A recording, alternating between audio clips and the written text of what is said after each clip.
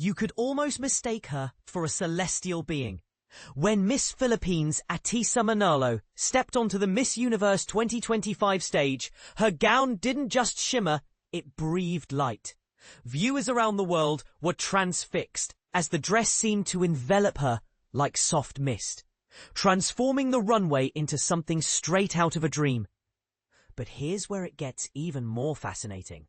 Beneath all that ethereal beauty lies one of the evening's most discussed fashion statements. Published on November 21st, 2025, at 10:21 a.m. IST, Miss Universe 2025 finale unfolded at the Grand Impact Challenger Hall in Pakret, Nonthaburi, Thailand. The event began at 8 a.m. local time, 6:30 a.m. IST for viewers in India.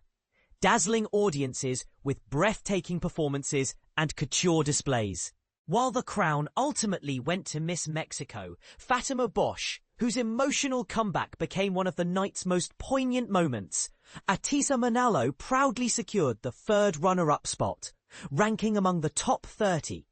For a country celebrated for its pageant legacy, this achievement further strengthened the Philippines' reputation on the international stage.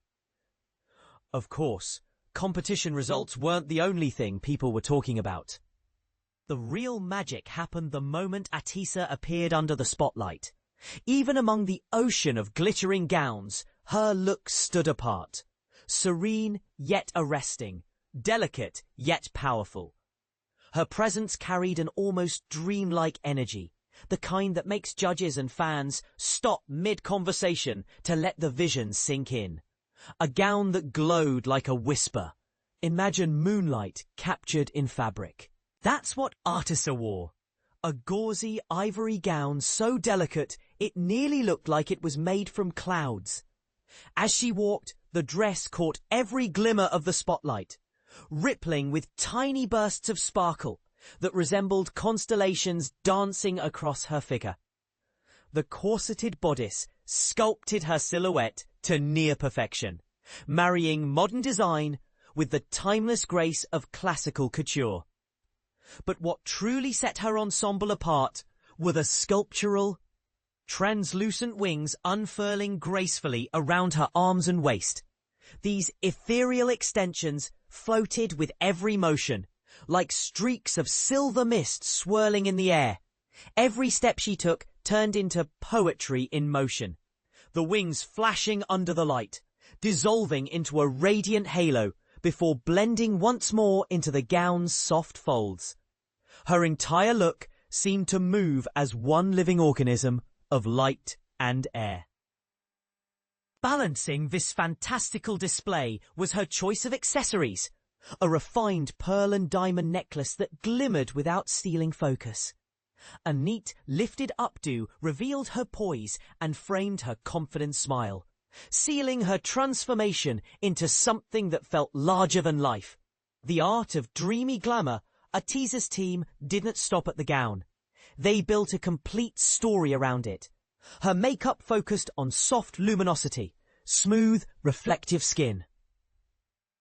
Eyes shaded with hues that deepened her expressions, and a blush-toned lip colour that tied the ethereal palette together. The overall look stayed true to one principle. Nothing too heavy, nothing too loud, yet impossible to ignore. Her jewellery choices were minimalist, but meaningful. Those tiny pearl studs echoed the gown's gentle shimmer, adding a quiet kind of glow that played perfectly against the spotlight. Even her hairstyle, a sleek royal updo, served a practical purpose. It kept her shoulders and wing-like drapes visible, letting the intricate detailing of the ensemble breathe without distractions. Every element of this presentation demonstrated clever fashion storytelling, harmony between movement, material, and emotion.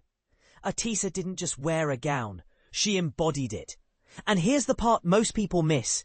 Beyond the aesthetic praise, Ahtisa's choice of attire represented something deeper, a statement about Filipino artistry on the world stage, the intricacy of the beadwork, the mastery of structure and flow. All of it reflected the craftsmanship that Southeast Asian designers often bring to life but don't get nearly enough global recognition for. Should fashion houses pay more attention to such emerging design powerhouses? Or is the Western focus on established labels stifling new voices in global pageantry? This look opened that discussion. It blurred lines between pageant glam and high fashion, between costume and art. So here's a question for fashion lovers and pageant fans alike. Was Ahtisa's gown merely a beautiful performance piece? Or did it redefine how we imagine modern pageant couture? Should fashion take more risks like this?